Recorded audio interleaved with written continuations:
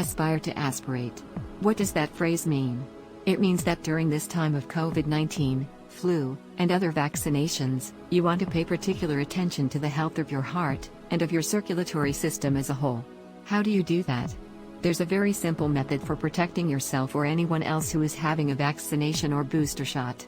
You want to request that the healthcare worker that's giving you your injection aspirate the needle prior to fully injecting the vaccine. In almost all cases, the vaccine is properly injected into the muscle tissue of the deltoid muscle of the upper arm, where the vaccine will slowly diffuse throughout your muscle tissue, and then the rest of your body.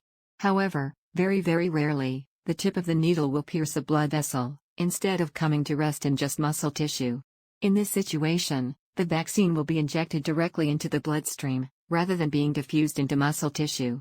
In this instance, the mRNA vaccine will go directly to the heart, as well as other areas of the body, in very concentrated form.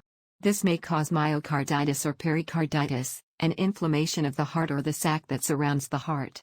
This inflammation can sometimes cause serious problems, either short-term or long-term.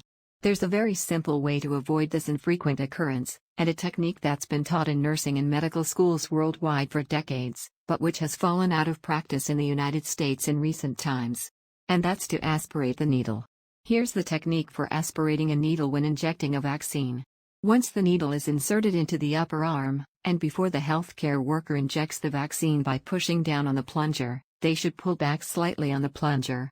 In the vast majority of cases, all they'll see is the clear liquid of the vaccine itself, and they can then continue normally, by pushing down the plunger and completing the injection of the vaccine. However, in rare cases, perhaps 1 in 1,000, or 1 in 10,000, no one's really sure, when they aspirate by pulling back on the plunger first, they'll see a backwash of blood into the syringe. That tells them, and it's really the only way for them to know, that the needle tip has come to rest in a blood vessel, rather than muscle tissue. If that's the case, all they need to do is remove and replace the needle, select another place on the arm to insert the new needle, aspirate again by pulling back slightly on the plunger, and when this time there's no blood appearing, depress the plunger and complete the vaccination. So, spread the word. Aspire to aspirate.